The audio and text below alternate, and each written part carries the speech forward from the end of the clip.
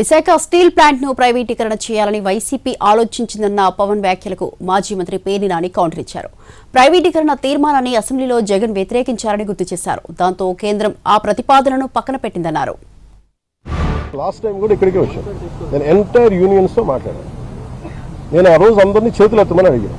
ఒక్కరి చేతులు ఎత్తాను. ఆ రోజు ఢిల్లీ తీసుకెళ్తాను రండి క్యాప్టివ్ మైన్స్ గురించి అంటే అందరూ కన్వీనియంట్ గా ఆ రోజు ఒక్కరి చేతులు ఎత్తాను. అంటే మీరు ఇండివిజువల్ పార్టీ పాలిటిక్స్ స్టిల్ మీరు కలెక్టివ్ గా స్టీల్ ప్లాంట్ మాది అనుకున్న irrespective of party verticals or గత వైసీపీ ప్రభుత్వం ఇది అమ్మేస్తానంటే మేము వచ్చి కూర్చొని కొట్లాడాలి. క్యాప్టివ్ మైన్స్ అంటే మరి ఇంతకాలం ప్రాబ్లం ఏమవుతుందంటే సార్ మీరు మాట్లాడుతున్నప్పుడు నన్ను అడగగలరు. అడగాల్సింది ఎవరు? ఒక 5 సంవత్సరాల నుంచి వాళ్ళు ఉన్నారు. దానికి ముందు కాంగ్రెస్ ప్రభుత్వం ఉంది, ఆల్మోస్ట్ క్లోజ్ టు 10 years.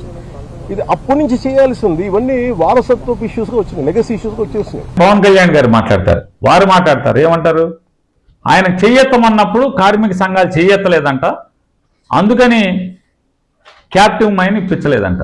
అంటే ఫ్యాక్టరీకి ఉండాల్సినటువంటి సొంత మైను కేంద్ర ప్రభుత్వంతో ఇప్పించలేదంట. క్యాప్టివ్ మైన్ ఎందుకు ఇప్పించలేదంటే ఈయన ధర్నాకి వెళ్ళి చేయెత్తమన్నాడంట. ఢిల్లీ నాతో ఎవరు వస్తారు చేయెత్తని అన్నాడంట. ఎవరు చేయెత్తలేదంట.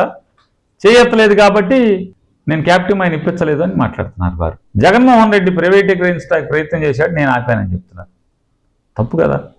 కేంద్ర మంత్రి కుమారస్వామి గారు సాక్షాత్తు ఆయన నోటితో ఆయన చెప్పాడు, దీపం పథకం కింద దీన్ని 100% దీన్ని ప్రైవేట్కి చేసేటాకి అమ్మేటాకి కేంద్ర ప్రభుత్వం నిర్ణయం తీసుకుంది. నిర్ణయం తీసుకుంటే 2020లో ఉన్నటువంటి అప్పటి రాష్ట్ర ప్రభుత్వం జగన్మోహన్ రెడ్డి ప్రభుత్వం అసెంబ్లీలో దీనికి వ్యతిరేకంగా తీర్మానం చేసి పంపింది.